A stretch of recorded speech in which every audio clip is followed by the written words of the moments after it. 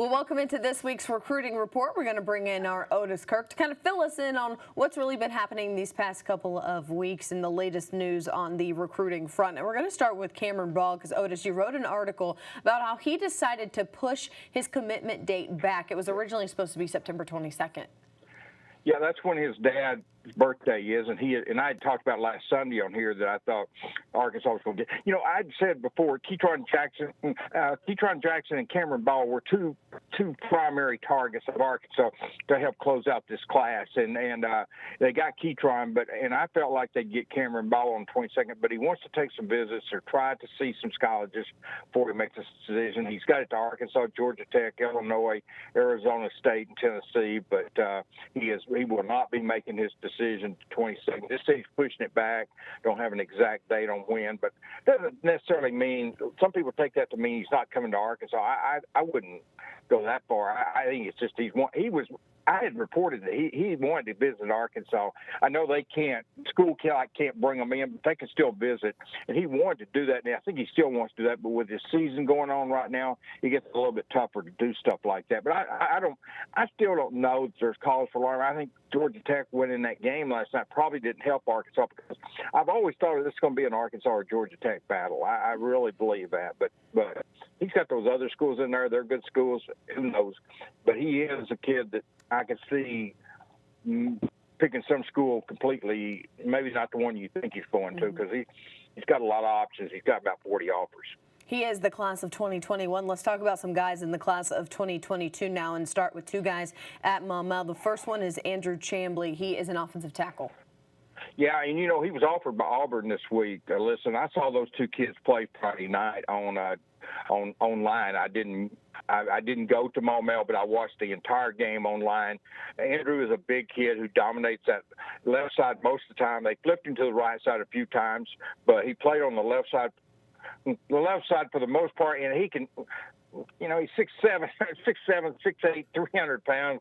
I mean, he should dominate, and he does. He's going to be a good lineman for someone. Maumelle's now 2-1. They beat Bologna. They also beaten Sylvan Hills earlier. They lost to Joe T. Robinson in week 2. So this was their third game. All right, his teammate Nico Deville, and he is a guy on the defensive side of the ball that you really like. Yeah, and I loved him. I saw him I saw both those kids at the Monster Camp. And I knew about Chamble, but Nico was a kid that I didn't know that much about. So I knew what to expect from Andrew. So it wasn't that I was disappointed in Andrew. I certainly was.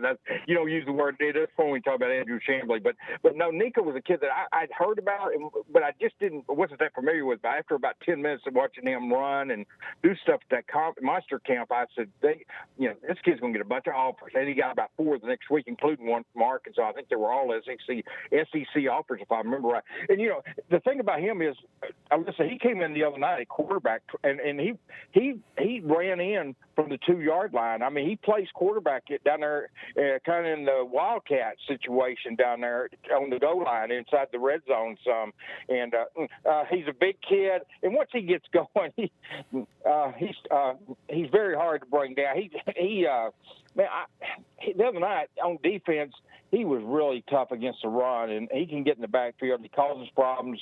He's big and he's fast and he's strong. It's just that's a good combination you like in a defensive lineman. But yeah, he's got a bunch of offers as well, but he's got a bunch of offers, and he can go pretty much where he wants to go. Both those kids can. They've got a long list of offers, and Maumelle's a team to watch. They've got some good talent there.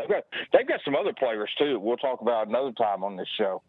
Well, let's stay in Central Arkansas because the next guy you want to talk about is Amarian Harris. He's at Joe T. Robinson right now, and he's an offensive tackle. You know, obviously, Sam Pittman, loving those offensive linemen. What does the head coach like about this guy? Yeah, you know, there's everything to love about him. He's 6'6", 305. He's the son of a former Razorback. You know, Georgia offered him this week. Georgia's trying to get into Arkansas. You know, Alabama offered him when he was in the 9th grade, Alyssa. So that speaks volumes right there. When Nick Saban offers somebody in the 9th grade, they've got to be pretty good.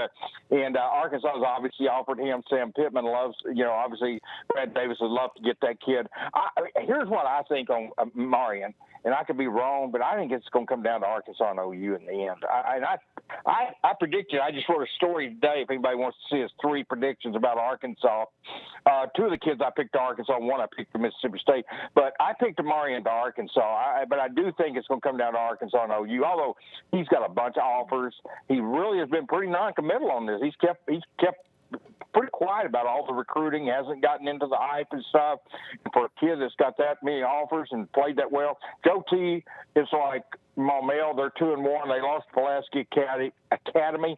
They beat Maumelle, and that was a big game with him going against those 2 kids we just talked about and some other kids. They beat Maumelle, and then they beat they won this past. I believe it was Marion they beat this past Friday night. I believe it was Marion, but they're 2-1, and so they've got a good team. They're defending 4A state champs, certainly in the hunt to win that thing again. And as I said about Maumelle, Joe T's got a lot of other players besides just Marion, and so. In fact, we talked about the defensive end on here last week, but they've got some other players too. Buddy Gaston, the quarterback. They've got a bunch of players.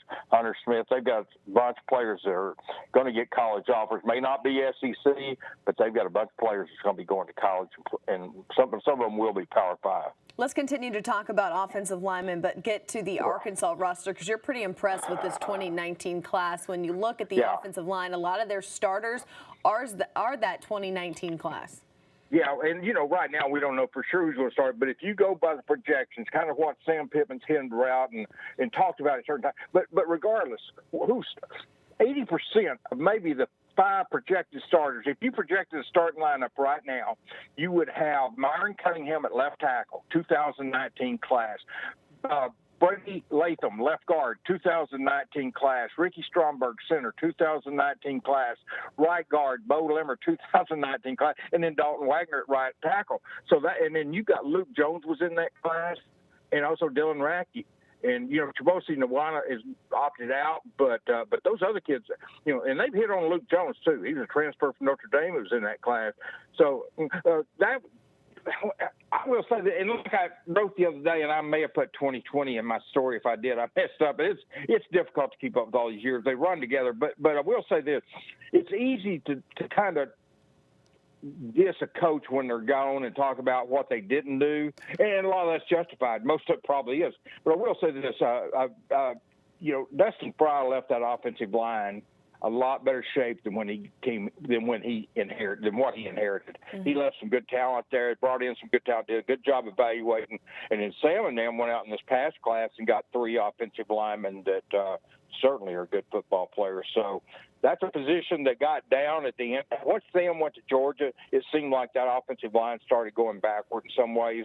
But, you've still got guys like Ty Clary. That's why I don't know for sure who will start, because I'll never count out Ty Clary and some of these other guys. But they've got some players. And, Noah Gatlin is another kid that's competing with Dalton Wagner over there.